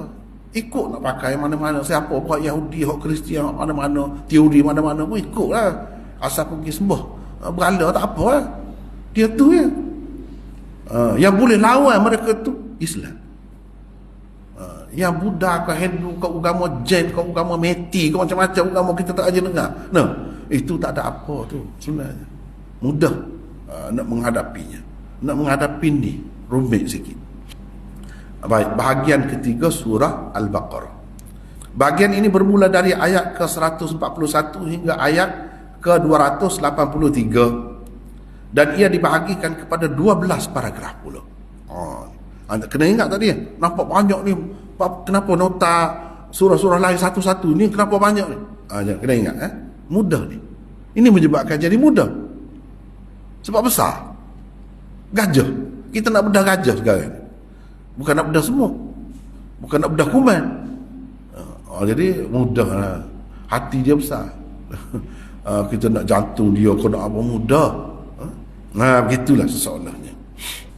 Cuba tengok carta ni dulu. Ni dia. Ni yang kita sebut tadi bermula dari ayat 141 hingga 283. 141. Cuba tengok sini. 100. Ni 142. 141 daripada sini. Ini benda yang kena perhati ni, daripada tilka ummatun qad khalat laha ma kasabat walakum ma kasabtum. Ini daripada 141 hingga kepada ni 283. Ini termasuk dalam bahagian ketiga surah Baqarah. Kalau kita analisa, kalau kita nak analisa, kita nak bedah buku lah kita kata. Gini cara kita bagi. Baru nampak. Kalau tidak tak nampak. Bercampur gaul. Apa cerita ni? Kenapa tiba-tiba lepas surah Baqarah ni di Baqarah ni begitu banyak tentang Bani Israel ni? Kenapa? Yahudi Nasara semacam. Padahal yang Nabi mula-mula hadapinya kafir Quraisy kan? Dalam hidup dia, dalam sirah dia. Kenapa ini yang utama? Kafir Quraisy tergelar. Sikit-sikit celah-celah. Kenapa? Itu bendanya. Bila kita belajar tafsir dalam masa yang ringkas sebulan, biar faham benda tu. Sebab itu penting kita faham begini ni. Bagi kepada 12 paragraf. Ni nak bagi ayat ni, nak analisa macam kita nak analisa lah. Nak bedah ni, nak buat apa langkah kita kena buat. Ni. Kita kena tengok sini, tengok sini. Ayat 141 hingga ayat 283 dan ia dibahagikan kepada 12 paragraf. Ni cuba tengok ni. Mesej utama bahagian ni, mesej utama tengah ni. Hendaklah kamu menerima ajaran Islam semua sekali. Udkhulu fis silmi kafah. Situ. Udkhulu fis silmi kafah, tidak di sini juga. Dalam surah ni juga lah. Ni kepada orang Islam pula. Tadi cerita apa ni? Yahudi. Ni cerita orang Islam pula. Orang Islam kena buat macam mana? Baru boleh menghadapi demo tu. Baru boleh lawan demo tu. Baru boleh mengalahkan mereka tu. Baru boleh. Orang Islam kena begini. Barulah kamu boleh jadi ummatan wasata. Barulah kamu boleh jadi syuhada a'lan nas. Ni cara dia. Hendaklah kamu menerima ajaran Islam semua sekali. Yahudi ke, kalau dia terima Islam, beginilah cara. Kalau tidak Yahudi, bangsa lain, siapa-siapa pun, inilah cara. Dan beramal mengikut syariat Rasul yang terakhir, supaya kamu benar-benar menjadi umat terpilih dan dapat menjadi contoh serta saksi untuk manusia sekaliannya. Saksi bahawa Tuhan itu maha adil, bahawa Tuhan itu mahukan kebaikan untuk kita di dunia dan di akhirat. Kita jadi saksi. Hidup sebagai orang Islam ni dapat dunia, dapat juga akhirat, dapat juga. Kayak itu untung. Kita boleh jadi saksi kepada orang lain. Orang lain nak jadi Islam. Begitu. Itu mesej utamanya. Baik, paragraf 1. Ni tanggungjawab kepada orang Islam lah pula. Tanggungjawab kepada orang Islam. Lepas ni kan kita kata, cuba tengok sini. Ni 143. Sini start. Sini start. Wa kadzalika ja'alnakum ummatan wasata. Ni start 143. Wasata, dia sebut tengah. Sedang molek, kita kata orang Kelantan kata sedang molek. Kalau kita nak kata kebetulan yang ajaib. Ajaib. Tapi tidak kebetulan lah. Kita yang baru tengok ni. Itu hikmat bahasa Al-Quran. Cuba tengok, wasata, tengah. Betul ke tidak 143 ni dia tengah? Betul ke tidak? Tengoklah. Tengok. Surah Al-Baqarah ada berapa ayat? Ni 286. Bagi 2 jadi berapa? Betul 143. Tepat duduk di tengah. Pelik dia kata. Banyak lagi benda-benda pelik macam ni Quran ni. Ada perkataan wasata di situ tengah. Tengah lah surah Baqarah ni. Sebab dia 286. 143 tengah. Mula start tu tukar dah kepimpinan. Ni pemimpin baru. Macam mana watak dia? Macam mana pribadi dia? Apa peranan dia? Apa sikap dia? Sifat-sifat dia, perangai dia. Dia kena buat apa? Ni start situ. Start daripada itulah. Wa kadzalika ja'alnakum ummatan wasata litakunu syuhada'a 'alan nas. Kenapa? Sebab Yahudi Bani Israel tak boleh dah nak jadi syuhada' 'alan nas. Bani Israel tidak jadi ummatan wasata lagi. Bani Israel sudah punah, sudah rosak. Dia tidak boleh jadi contoh. Bukan umat yang adil lagi. Tak ada adil dah. Mereka sudah jadi zalim. Mereka sudah jadi menyeleweng. Sudah terpesong. Yang betulnya iaitu yang dipimpin oleh Nabi SAW. Inilah yang mula-mula, orang yang mula-mula mengubah keadaan. Kita pun nampak. Barulah kita nampak. Yang kita semua Islam ni lama dah. 1444 dah tahun. 1444 tahun dulu kerja ini telah dibuat oleh Nabi SAW. Kita sedang meneruskannya. Cuma kita kena tanya, betulkah aku ni ummatan wasata? Betulkah aku sudah layak jadi syuhada' 'alan nas? Betulkah?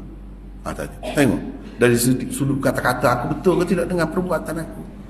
Lepas tu aku boleh buat semua ke? Udkhulu fis silmi kafah, suruh masuk semua dalam agama Islam, aku boleh buat semua ke? Kenapa orang minum arak aku tak boleh? Aku tak boleh hukum. Aku tidak boleh laksanakan hukum. Duduk sibuk pula. Ni lawan dalam parlimen. Orang ni kata no, kita nak arak. Apa tu? Kenapa tak boleh jual arak secara terbuka? Duduk bahas pula.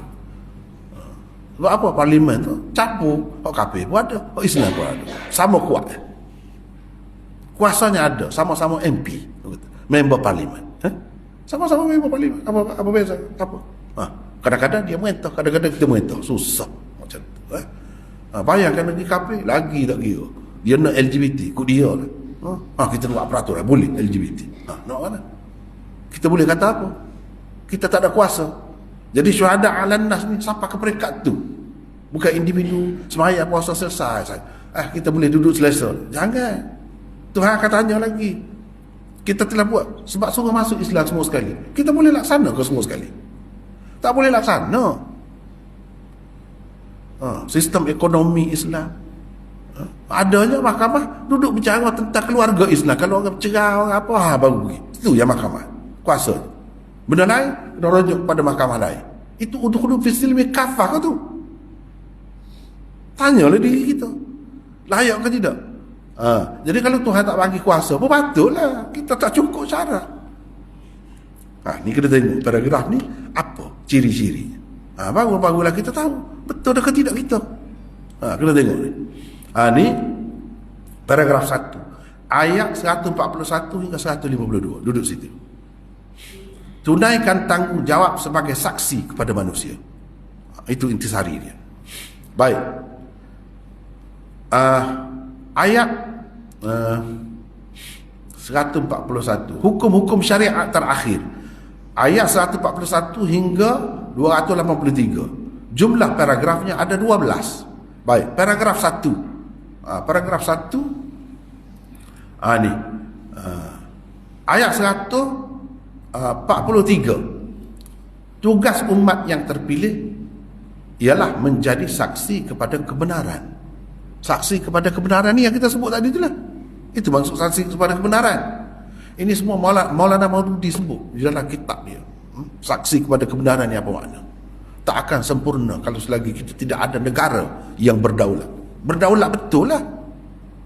Berdaulat betul. Baik, kalau kita tanya, undang-undang Islam berdaulat betul? Sepenuhnya. Berdaulat ni mana sepenuhnya? Tak ada yang mengatasinya. Ni orang Islam, masuk Islam, boleh tukar pada orang kafir. Mahkamah juga yang buat keputusan. Mahkamah apa? Berdaulat kau macam tu? Cuba tanya. Kalau berdaulat, tak ada apa. Budak zaman Nabi dulu masuk Islam, bukan orang tua, balik dulu, ataupun umur 18 baru bebas masuk Islam. Zaman Nabi dulu tak ada budak masuk Islam. Itu bendanya. Situ kita nampak. Dari segi undang-undang, di mana kedaulatan? Di mana kedaulatan? Dari segi pendidikan, di mana kedaulatannya? Dari segi ekonomi, di mana kedaulatannya? Ada bank Islam pun di bawah bank pusat tu tidak Islam lagi sepenuhnya.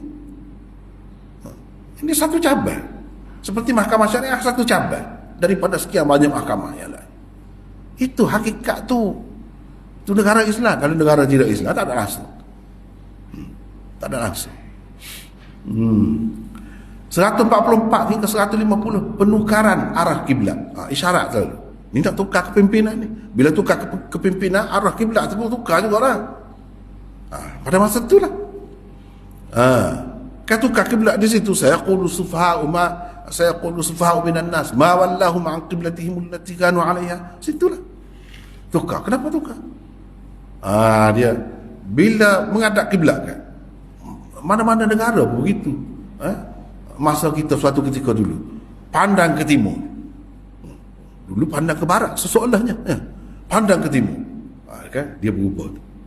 Ada bukan saja tu pandang ke timur tu, segala teknologi Jepun, segala kepandaian Jepun, segala apa namanya kemajuan dia kita nak ambil, kita nak contohi, segala etika kerja dia kita nak ambil, sebab bagus, dia ni maju. Di kalangan kita, di pun timur juga, apa kita nak ikut barat je, contoh. Bila berubah tu dia berubah lah akibat dia. Sama juga berubah kiblat tu bukan sahaja-saja. Ni hak berlaku kepada Rasulullah sallallahu alaihi wasallam. Selama mana dia menghadap kepada Baitul Maqdis. Lepas tu baru menghadap kepada Kaabah. Setelah di Madinah. Sedangkan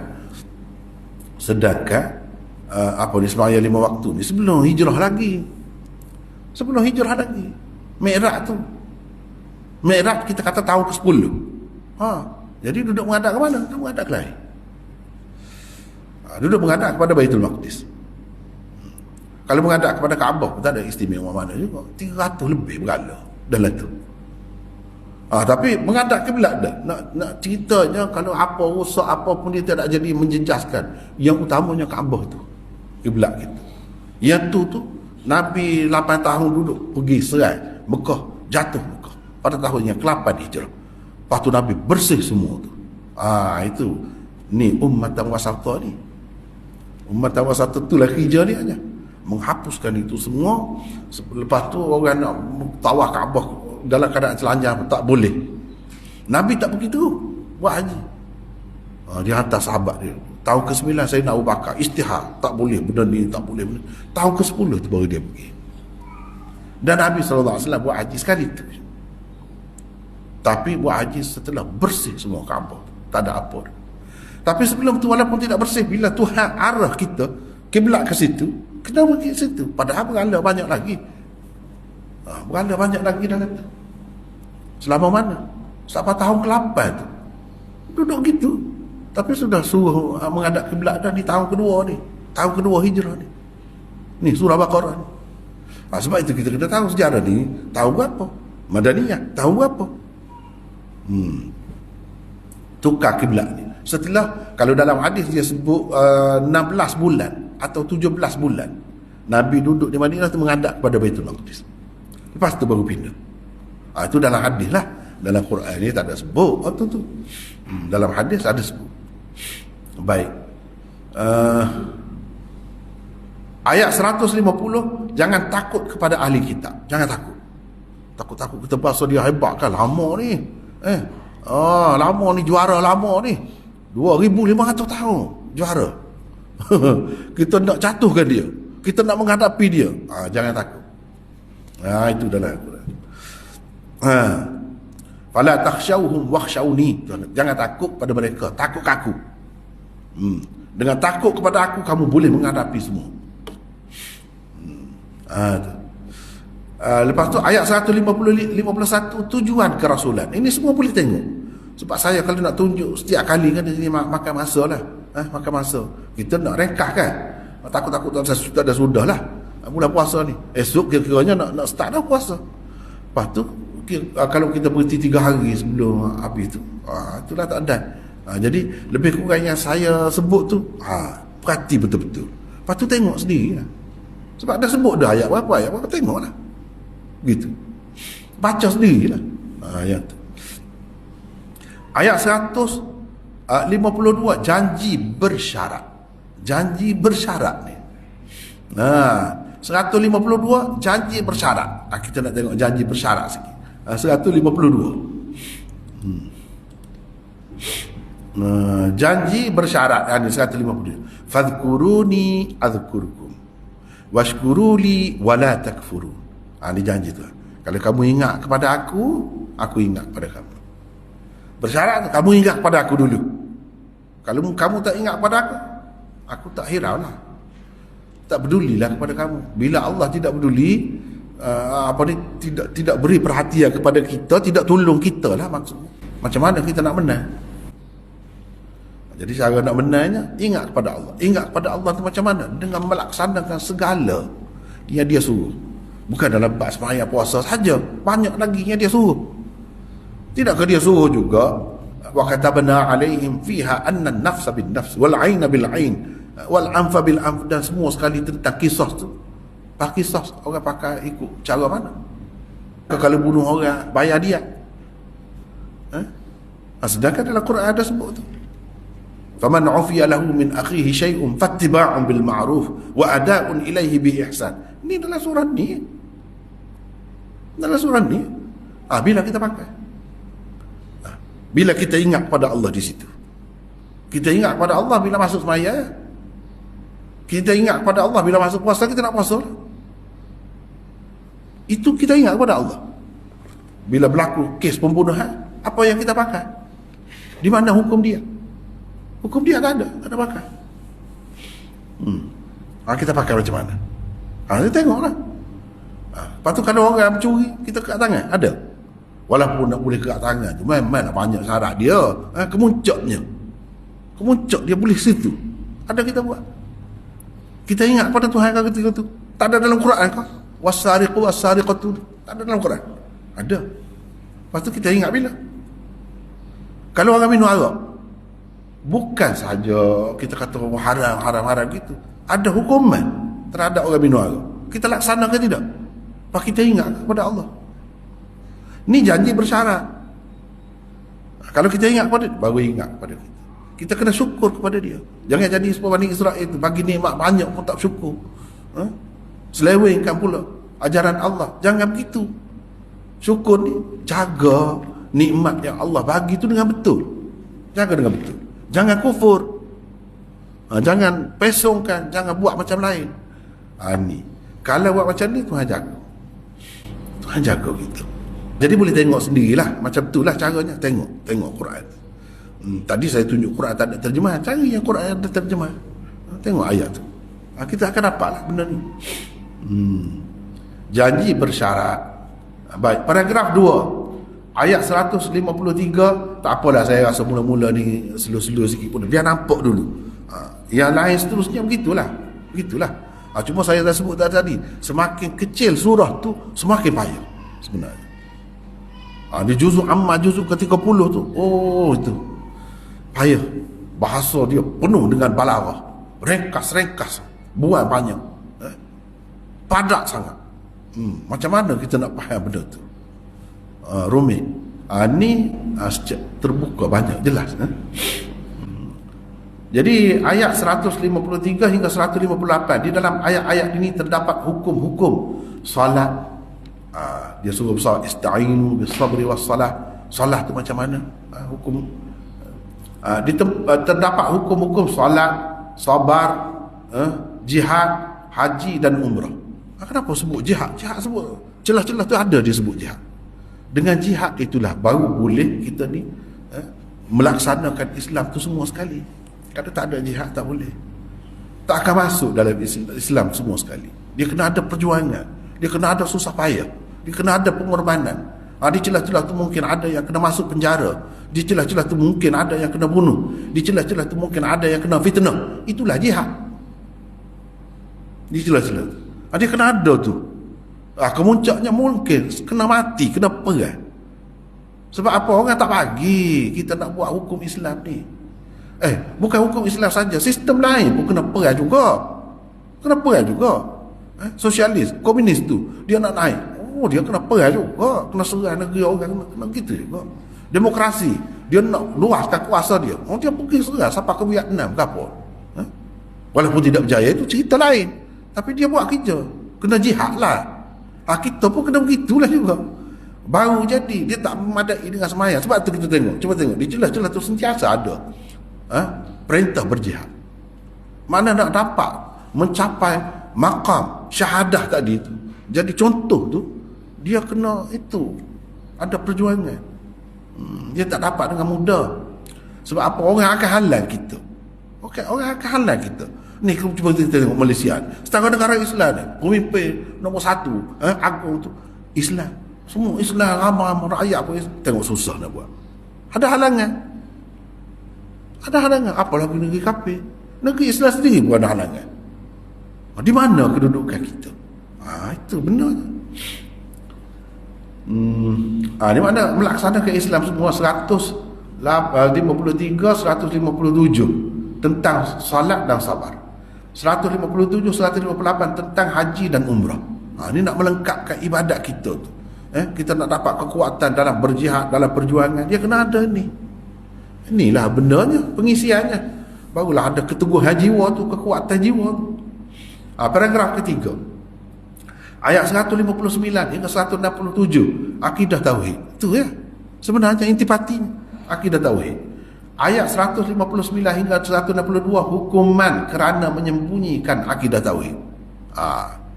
Ini jenayah yang telah dilakukan oleh Bani Israel. Ajaran tauhid molek-molek ajaran Nabi Musa kepada mereka itu, ajaran Nabi Isa ditukar jadi agama syirik. Ni. Jadi orang Islam kena jaga benda ni. Di sini letak kekuatan dia. Di sini membentuk peribadi dia. Ayat 163, tauhid uluhiyah. Tauhid uluhiyah. Yang orang kita duduk sibuk sangat. Tauhid uluhiyah mana ada sibuk. Ni tauhid sesat. Allahu Akbar. Yang kata sesat ada dalam Quran. Itulah kata. Sebab kita jauh daripada Quran. Sebenar tu saya sebut tu sebenar. Kita belajar tafsir kan, setelah orang belajar di luar negara balik, barulah ada tafsir. Sebelum pada tu tak ada. Tak layak kamu. Seolah-olah tafsir Quran ni tutup lebay saja. Yalah ya. Nak jadi macam Kristian. Bible ni padri saja. Ni kamu ni ikut pekoh saja. Belajar kitab pekoh saja. Bawah-bawah ni kamu tak padan nak baca Quran ni. Begitu dulu sikap orang kita. Hebat juga pertentangan di peringkat awal tu, nak boleh belajar tafsir, belajar hadis. Apa belajar hadis? Kita tak boleh faham sendiri. Kemudian baru ada. Sebab tu kita ketinggalan. Orang lain mana-mana dah pergi. Kita situ Mishkat pun tak kenal. Kemuncaknya Riyadhus Salihin, Bulughul Maram, habis. Situ je. Macam mana nak maju? Macam mana nak kenal uluhiyah rububiyah? Quran pun tak mengaji. Sifat 20 tu mata mesti. Kita tidak dalam bantah sifat 20, tunda sifat 20 pula lah, tak jadi masalah. Tapi jangan nafi yang ni. Uluhiyah kita dah sebut, dah tahu dah apa uluhiyah. Yang ni Tuhan sebagai satu-satunya, Allah sebagai Tuhan yang layak disembah, tak ada yang lain. Itu uluhiyah. Tak faham yang tu ya, jadi nak pergi ikut saya ni, nak pergi berdoa dengan tu wali lah, orang mati, nak pergi minta dengan orang mati lah. Sebab tak faham ya, uluhiyah tu lah. Dia berasa tidak uluhiyah tu. Tak boleh nak minta dengan Allah tu. Minta tu pun ibadat dah tu. Minta tu, iyyaka na'budu wa iyyaka nasta'in. Berapa kali dah ulas sembahyang, dalam sembahyang, kau jua kami sembah. Kami semua tak mahu. Engkau jua kami minta tolong. Apa kita nak minta tolong dengan orang lain pula? Itu orang Islam lah tu. Orang Kelantan kata nak keser pergi. Keser. Nak sikit-sikit pergi ke arah tu. Ke arah syirik tu. Lepas tu kata tawassul lah. Tidak tawassul ni. Tidak ahli sunnah. Seolah Abul Hasan Asy'ari ajar macam tu. Ajar cerita lah. Jadi Uluhiyah tengok sini lah. Ayat 164 Tauhid Rububiyah. Tauhid Rububiyah. Rububiyah ni kita mengaku bahawa satu-satunya Tuhan yang mencipta alam ni, menjaga alam ni, mengurus alam ni, memberi rezeki, menurunkan hujan, apa saja pun. Allah sahaja, bukan orang lain. Ayat 165 hingga 167 Tauhid dan syirik. Kena jelas tu. Apa tauhid, apa syirik. Jangan kita orang Islam ni semakin pergi semakin dekat dengan syirik tu. Minta dengan tu wali lah, minta dengan kubur lah, minta dengan, kalau zaman dulu tu pergi puja di tepi pantai tu, puja laut, hantu laut, mambang laut, pergi puja itu, pergi puja ini dah. Itu tu ya tu, kita tak faham syirik. Paragraf 4 ayat 168 hingga 176 hukum-hukum berkenaan dengan rezeki yang halal dan haram. Kita jaga semua tu. 168 172 tentang rezeki yang halal, 173 tentang rezeki yang haram, rezeki juga yang haram.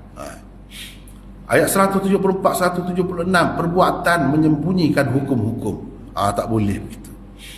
Lepas tu paragraf 5 ayat 177 ruh hukum-hukum, ruh hukum-hukum.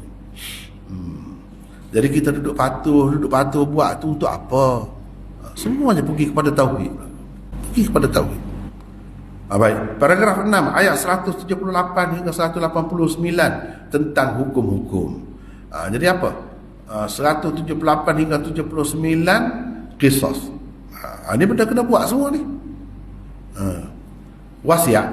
Ayat 180 182 wasiat. 183 87 puasa. 188 rasuah. Jangan ada rasuah.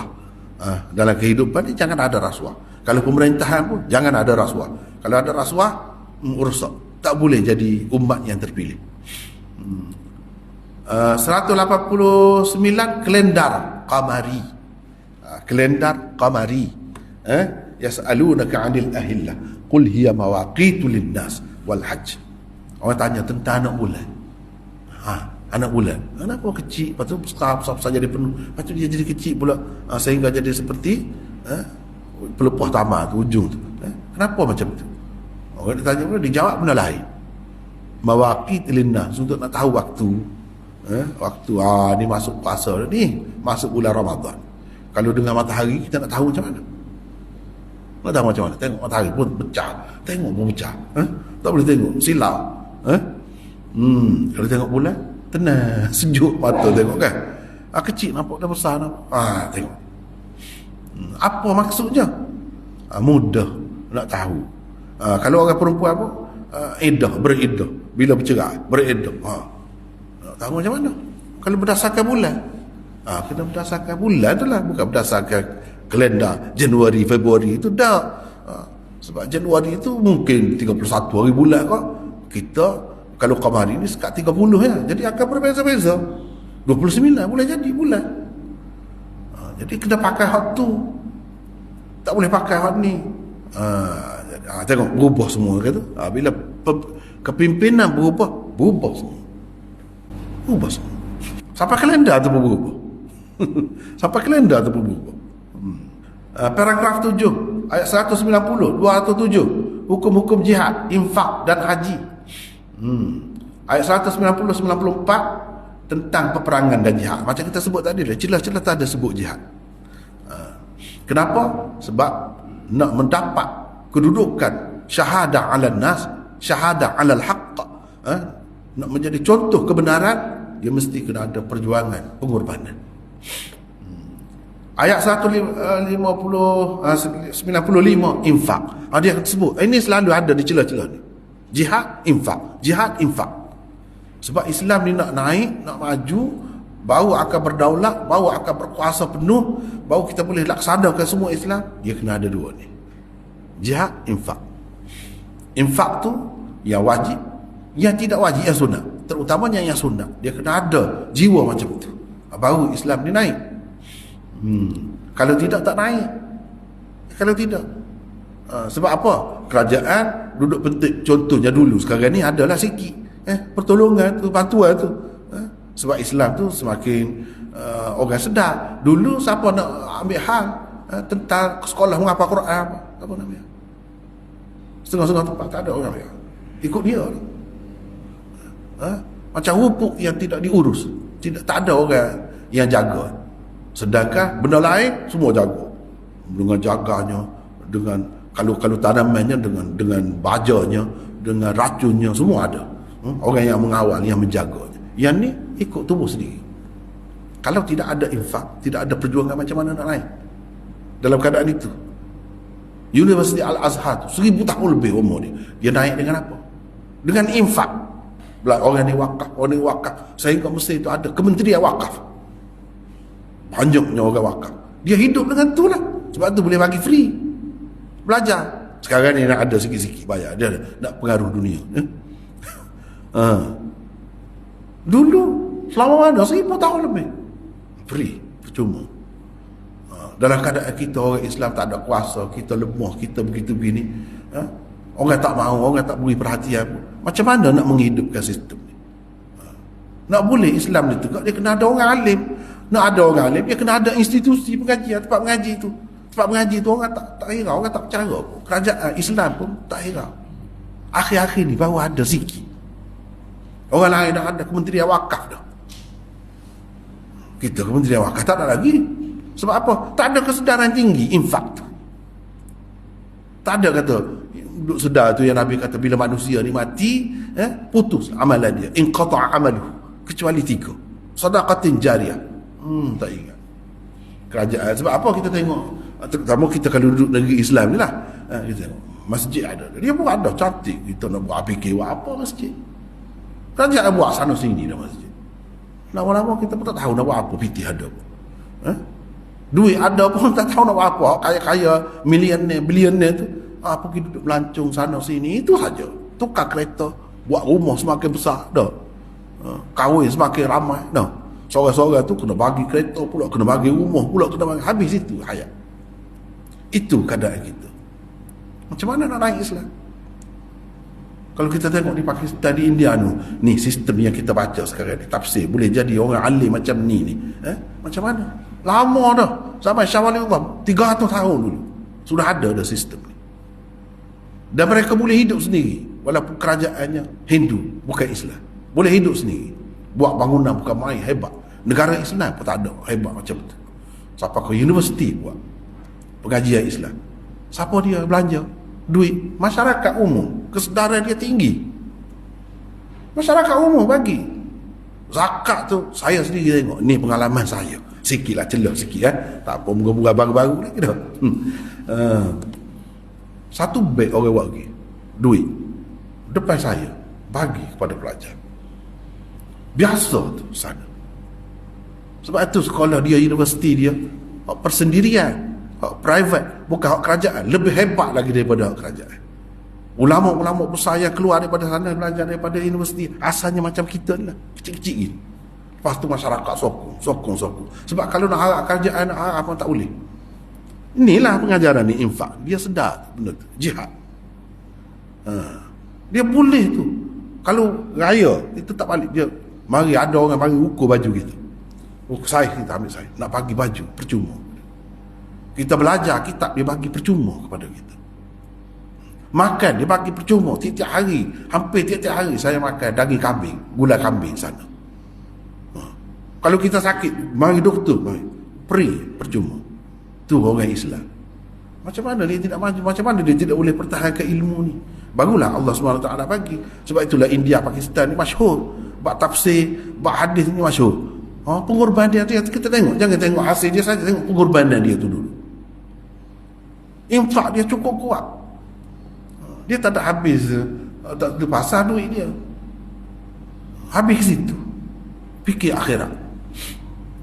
Kalau nak banding kita dengan dia jauh. Kalau di India atau Pakistan tu pasal Islam. Kalau di India tu setengah-setengah sekolah tu nak bagi makan kepada pelajar-pelajar ni, masyarakat ni sanggup untuk bagi roti.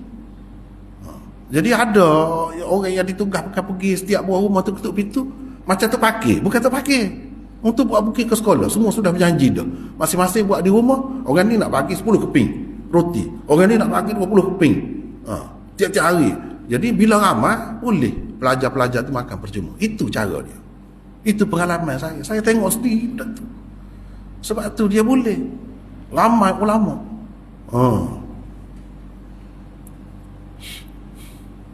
Baik, seterusnya 196, 203 haji dan umrah.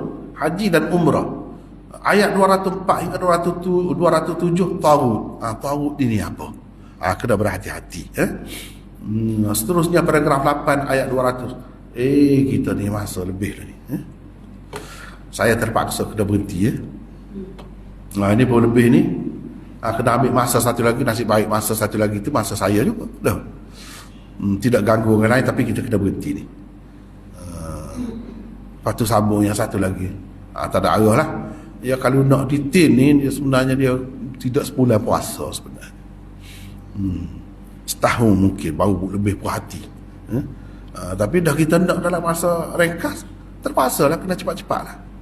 Dalam masa sebulan. Padahal ni kalau nak bincang semua ni, setiap satu ni nak rojok pergi kepada Quran tengok. Panjang lah.